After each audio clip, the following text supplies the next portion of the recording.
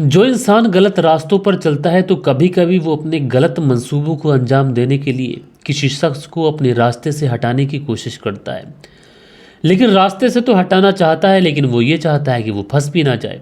इसके लिए वो बड़ी प्लानिंग करता है, और प्लानिंग इसलिए करता है ताकि वो एक परफेक्ट मर्डर कर सके। और आज की इस कहानी के अंदर भी एक परफेक्ट मर्डर करने की कोशिश की गई थी।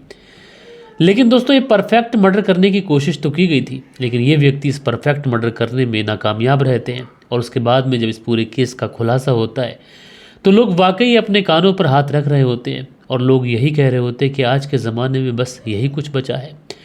तो ये पूरी कहानी मैं आप लोगों को सिलसिलेवार तरीके से सुनाऊंगा। रात के 10 बज चुके हैं। मैं हूँ आप सभी का अपना शावेज़ मलिक, और हाजिर हूँ आप लोगों के सामने फिर से एक क्राइम की कहानी को लेके, एक क्राइम की घटना को लेके। दोस्तों, आज के दिन की कहानी की बात करें तो आज के दिन की कहानी की शुरुआत होती है उत्तर प्रदेश के गाज़ियाबाद से। और इसी उत्तर प्रदेश के गाज़ियाबाद में एक थाना आता है, मसूरी थाना। ये जो मसूरी थाना है, इसी थाने के अंतर्गत एक इलाका आता है डासना बड़ा बाज़ार। और इसी डासना बड़े बाज़ार के अंतर्गत एक रोड आती है, सीक रोड। और इसी सीक रोड पर इसी सोमवार को शाम के तकरीबन 5 से 6 बजे के आसपास का समय होगा, अचानक से 2 बार गोलियों चलने की आवाज़ आती है। अब जैसे ही 2 गोलियां चलने की आवाज़ आती है ताड़ ताड़ की, तो इस सीक रोड के आसपास जितने भी लोग उधर से गुजर रहे थे, या फिर इस रोड के आसपास कुछ लोग काम कर रहे थे, या फिर किसी की दुकानें, किसी के घर थे, वो लोग उस गोलियों की आवाज़ की तरफ भागते हैं। अब जैसे ही वहाँ पर भाग के जाते हैं तो देखते क्या है, तकरीबन 3-4 लोग हैं, उनके हाथ में एक पिस्टल है, और वो लोगों की तरफ देखते हुए हवाई फायर करते हैं जिससे वो लोग डर जाएं।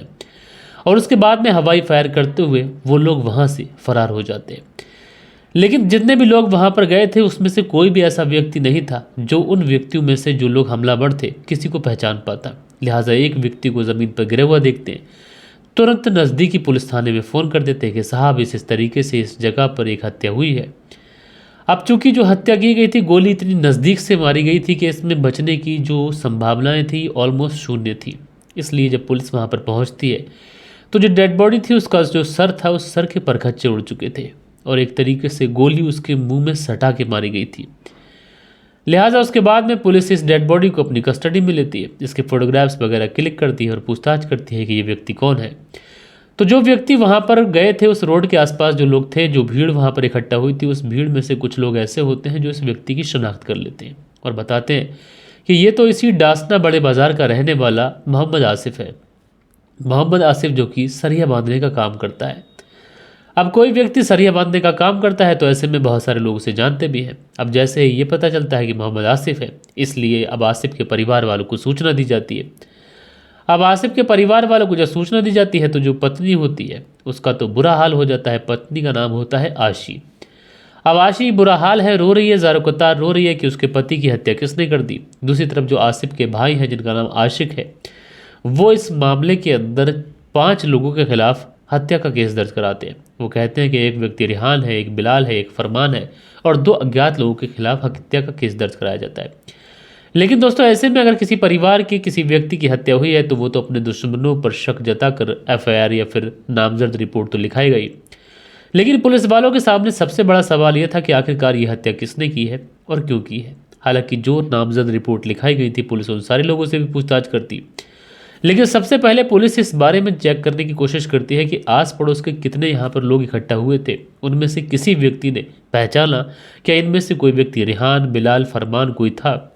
लेकिन जितने भी लोग वहाँ पर होते हैं वो कहते हैं कि साहब हम लोग उन्हें पहचान नहीं पाए थे, वो लोग काफ़ी दूर थे और हम लोग काफ़ी दूर थे। लिहाजा उसके बाद में पुलिस ये करती है कि इस आस पड़ोस में जितने भी CCTV कैमरास थे उन सारे ही CCTV कैमरास को खंगाला जाता है।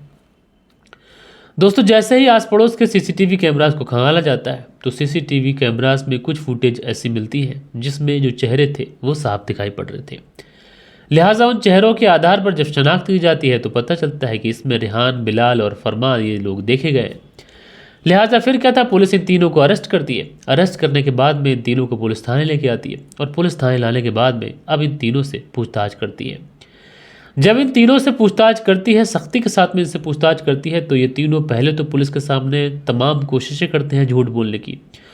जब पुलिस को भी ये शक पूरा कन्फर्म हो चुका था कि यही तीनों थे, जब इन तीनों को भी ये लग जाता है कि पुलिस अब हमें बख्शने वाली नहीं है, लिहाजा उसके बाद में ये तीनों अपना मुंह खोलते हैं और मुंह खोलने के बाद में जो रेहान नाम का व्यक्ति होता है ये पूरी कहानी सुनाता है। लेकिन रेहान नाम का ये व्यक्ति जो कहानी सुनाता है दोस्तों, उस कहानी को सुनने के बाद में रिश्ते तो कलंकित होते ही होते हैं, बल्कि एक नहीं कई रिश्ते कलंकित होते हैं। और इस तरीके से इस पूरी घटना के अंदर हुआ था कि जो आसिफ था ये पहले शादीशुदा था और ये जो लड़की थी जिसका नाम आशी था ये भी पहले शादीशुदा थी। लेकिन आसिफ जो था उसकी पहली वाली पत्नी से तलाक हो जाती है। इधर जो आशी थी इसके भी इसके पति से तलाक हो चुकी थी, यानी दोनों एक तरीके से तलाकशुदा थे। इसी बीच में आसिफ और आशी इन दोनों की मुलाकात सोशल मीडिया के थ्रू होती है। लेकिन उस समय जो आशी थी इसका जो नाम था ये प्राची था। दरअसल वो एक हिंदू परिवार से बिलोंग करती थी। दूसरी तरफ जो आसिफ था, अब इन दोनों के बीच में मोहब्बत बढ़ती है। मोहब्बत कुछ इस कदर बढ़ती है कि जो प्राची होती है ये आसिफ के लिए अपना धर्म छोड़ती है और उसके बाद में आशी बन जाती है। अब उसके बाद में आसिफ और आशी एक दूसरे के साथ में अपनी ज़िंदगी अच्छे तरीके से गुजारना शुरू करते हैं। जो आसिफ था वो लिंटर पर सरिया बांधने का, जाल बांधने का काम किया करता था। उससे जो कुछ भी पैसे अर्न होते, जो कुछ भी कमाई होती, वो लाकर अपनी पत्नी के हाथ पे रख देता। अब इसी से जो पत्नी थी वो अपने परिवार का गुजर बसर कर रही थी। वैसे तो इस परिवार में सब कुछ ठीक चल रहा था, लेकिन साल 2024 में एक वक्त ऐसा आता है कि जो आसिफ है ये जो नशा तस्कर के जुर्म में जेल चला जाता है। अब जैसे ही ये आसिफ जेल जाता है तो इधर जो पत्नी थी ये प्राची, ये अकेली रह चुकी थी, आशी जिसका नाम है। जब ये घर पे अकेली रह चुकी थी तो उसी समय जो आसिफ का एक दोस्त था रेहान, जिसकी चिकन की दुकान थी, ये रेहान अक्सर आसिफ के घर आया करता था। रेहान जब आसिफ के घर में आना शुरू करता है तो उसी बीच में उसकी मुलाकात होती है आशी से। अब चूंकि आसिफ तो घर पे था नहीं तो अक्सर ये आशी से आकर यही कहता था कि तुम्हें अगर किसी चीज़ की ज़रूरत हो, कुछ मंगाना हो या फिर कुछ पैसों की ज़रूरत हो तो तुम बेझिझक मुझसे बोल देना, क्योंकि तुम्हारे पति जो है वो मेरे दोस्त हैं। अब इस तरीके से जो रेहान था ये आशी का दिल जीतता है और उसके बाद में आशी से अपनी मोहब्बत का इजहार करता है। शायद जो आशी थी ये भी इसी चीज़ों का इंतज़ार कर रही थी। उसके बाद में ये दोनों प्रेम संबंधों में बनते हैं या फिर यूँ कहें कि अवैध संबंधों में बनते हैं और उसके बाद मिलने मिलाने का सिलसिला शुरू हो जाता है। अब चूंकि आसिफ जो था वो जेल में था, इधर जो रेहान था ये लगातार आसिफ के घर आया करता था और इसी बीच में आसिफ के दोस्त रेहान और उसकी पत्नी आशी की एक दूसरे से नज़दीकियाँ बढ़ती हैं और दोनों उसी घर के अंदर शारीरिक संबंध बना लेते हैं। जब ये दोनों एक दूसरे से शारीरिक संबंध बना लेते हैं तो उसके बाद में कुछ ऐसा होता है कि ये जो लड़की होती है प्राची उर्फ आशी, ये 4 महीने की गर्भवती हो जाती है और इसी बीच में जो आसिफ होता है ये भी जेल से छूट आता है। अब आसिफ जब जेल से छूट के आता है तो वो अपनी पत्नी को 4 महीने की गर्भवती पाता है, इसलिए आसिफ को बहुत ज़्यादा टेंशन होती है। वो अपनी पत्नी से इस बारे में बात करता है। हालांकि पत्नी सारी चीज़ों से इनकार कर देती है, नानुकुर करती है, लेकिन कहीं ना कहीं आसिफ जब छानबीन करता है तो आसिफ को पता चलता है कि उसका ही दोस्त रेहान जो है वो इस घर में लगातार आता है और रेहान के ही साथ में उसकी पत्नी आशी के नाजायज़ ताल्लुकात हैं और इसके पेट में पल रहा बच्चा किसी और का नहीं है बल्कि रेहान का है।